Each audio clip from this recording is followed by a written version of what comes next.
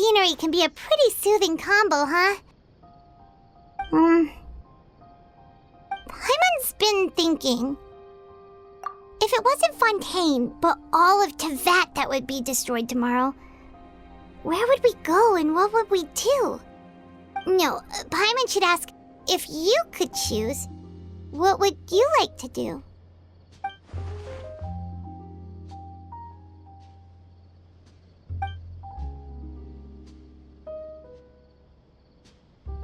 We've always been moving to the next destination, so we haven't spent much time thinking about these kinds of things. We didn't have to either, with us always being on the road and whatnot. You mean, still traveling? Huh. Wait, isn't that what we've always been doing?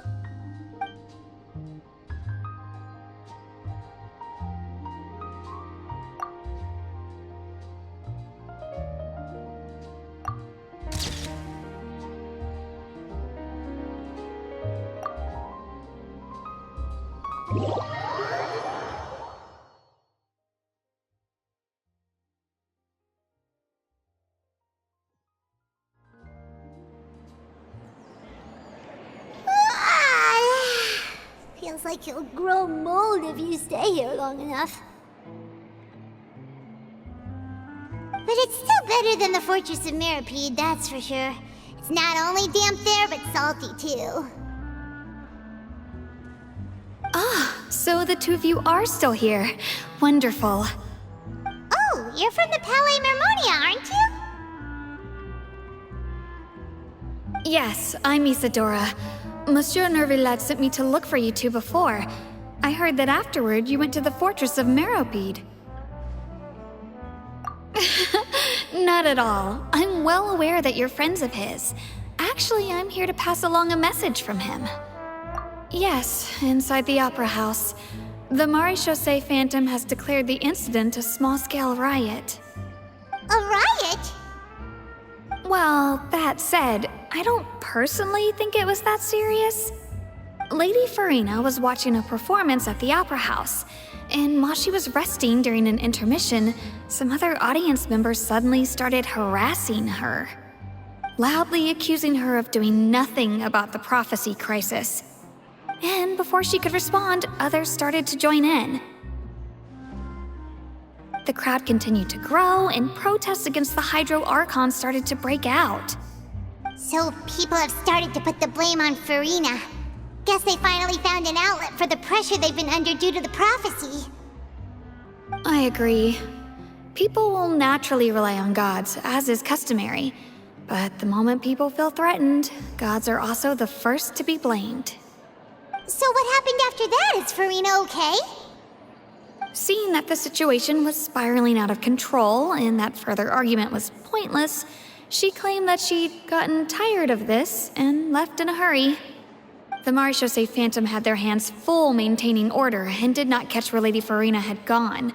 Only when things had stabilized did we realize that she had gone missing. So, you mean she's still missing? That's right. The Maréchaussée has dispatched many people to search for her, but we don't have any leads yet. That said, I don't think there's much to worry about. She is a god after all. Even if she were to fall into the hands of rioters, what could ordinary people do to her? Good.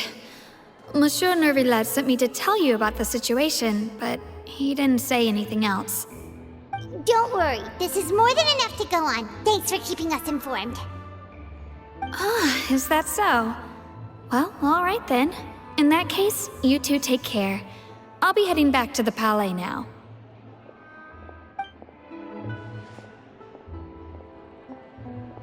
Well, sounds like we should hurry over to Poisson then.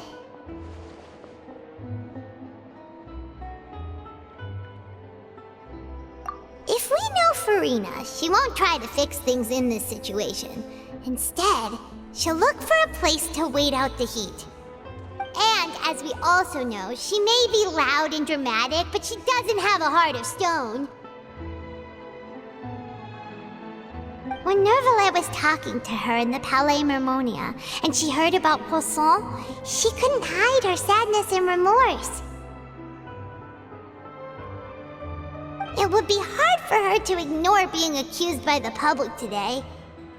Paimon thinks Furina's probably taken the opportunity to slip away to Poisson and try to relieve the sense of guilt that she's feeling. Huh. Well, what do you think? Paimon knows the answer, of course, but Paimon can do the analysis to back it up, too. Cool, huh? In that case, there's not a moment to lose. Poisson